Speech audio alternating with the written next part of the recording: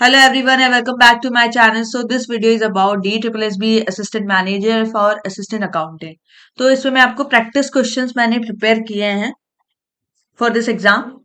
Different types of topics, जितने भी आपके टॉपिक्स है मैं पहले आपको सिलेबस दिखाती हूँ. सिलेबस मैंने आपको पहले भी दिखाया हुआ है, मगर यहाँ पर मैं आपको सिलेबस दिखा रही हूँ. फिर मैं आपको बताऊंगी कि मैंने टॉपिक वाइज आपके प्रैक्टिस क्वेश्चंस बनाए हैं. तो सबसे पहले आपका अकाउंटेंसी की बात करें तो ये आपके अकाउंटेंट के लिए है. अकाउंटेंट की पोस्ट के लिए मैंने बताया था जितना भी मतलब अकाउंट्स का पार्ट है उसमें सब होगा. लाइक आपका अकाउंटेंसी का मीनिंग, टाइप्स, उसके यूजफुलनेस, जितना भी आपने क्लास 11th में अकाउंट्स पढ़ा था, 12th में पढ़ा है, वो जितना भी बीकॉम में पढ़ा है. ठीक है. उसके अलावा पता है ये होता है कि पीजी लेवल का भी पूछ लेते हैं. ठीक है. लेवल हाई हो जाता है तो पीजी लेवल के भी क्वेश्चन आ जाते हैं.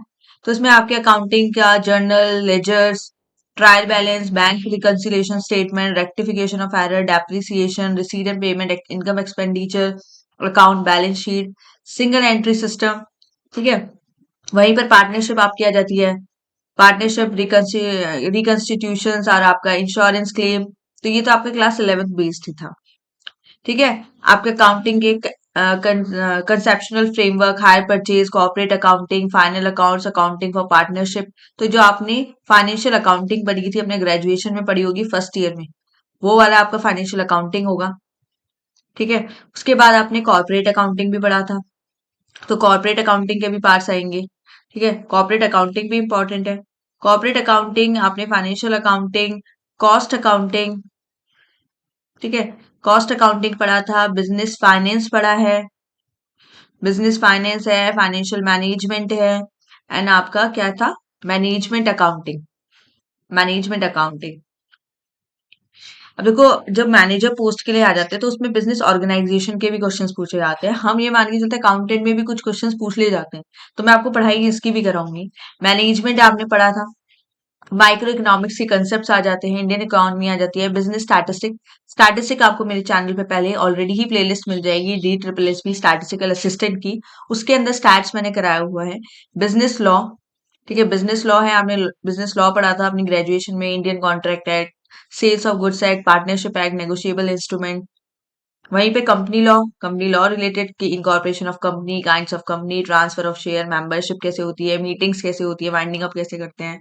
कॉस्ट अकाउंटिंग में procedure of cost accounting, marginal costing, आपने profit value ratio, BEP, budgetary, standard costing, auditing मैंने पहले ही बताया था, ऑडिटिंग दोनों में इंपॉर्टेंट है.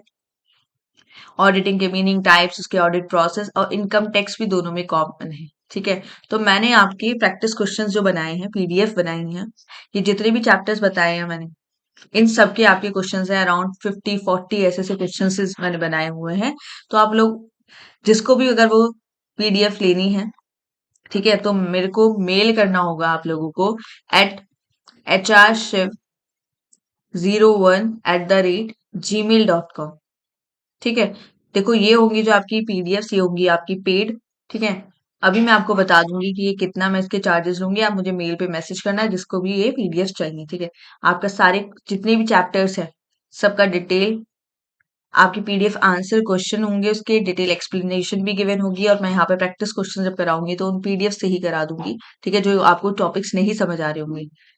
नेक्स्ट आप देख सकते हैं बिजनेस मैथड्स मैंने दिया हुआ है, कि जो बिजनेस वाला पार्ट है, जो आपका मैनेजर वाली पोस्ट के लिए है, तो उसमें ये थियोरेटिकल पार्ट्स पढ़ना होता है. ऑडिटिंग का सिलेबस मैंने लिखा हुआ है, जैसे मैंने बोला है कि ऑडिटिंग बहुत इंपॉर्टेंट है. तो ऑडिटिंग में आपको क्या क्या चीजें पढ़नी है, वो सारी चीजें हैं. आपका ऑडिटिंग के मीनिंग, ऑब्जेक्टिव, वाउचर क्या होता है, internal controlling, valuation, verification of assets and liability कैसे करते हैं, rights and duties of company, auditor क्या होता है, ऑडिट ऑफ गवर्नमेंट कंपनी कैसे किया जाता है, ऑडिट रिपोर्ट क्या होता है, और ऑडिट सर्टिफिकेट क्या होता है. ये ऑडिटिंग का इंपॉर्टेंट जितने भी टॉपिक्स हैं. वहीं पे इंडियन इकोनॉमीज में मैंने बताया था कि इंडियन इकोनॉमी भी आपको पढ़नी पड़ती है. तो थोड़ा ये एडवांस लेवल वाला इन्फ्लेशन वगैरह के बारे में मैंने बताया था. ग्लोबलाइजेशन, इंटरनेशनल बिजनेस पूछा जाता है.